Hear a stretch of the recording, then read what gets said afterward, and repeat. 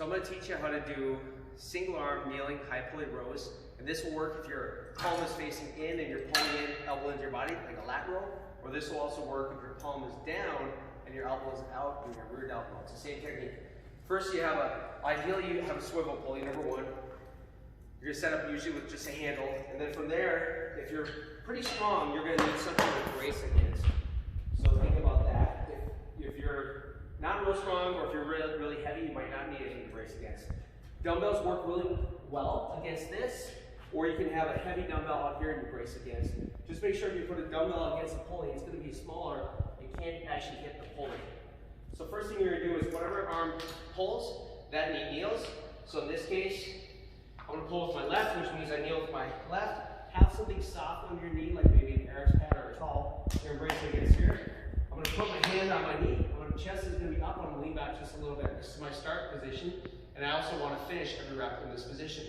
First, I'm going to let the pulley pull my shoulder blade forwards, but I'm not going to drop my chest. I'm going to keep my chest position. My shoulder blade is rolling around my body. That's putting a little bit of stretch in my rhomboids.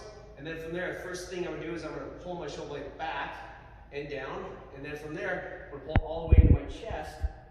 And then I'm going to slowly release it. Always work that control. Get the stretch without dropping your chest.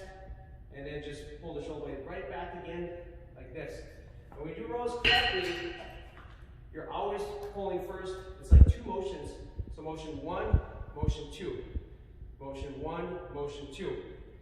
And then if you get really good at it, it's all at one time.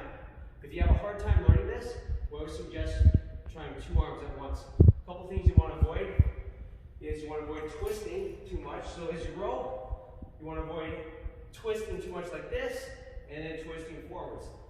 And you also want, again, you want to avoid just pulling with the bicep like this. You want to make sure you get that lat involved.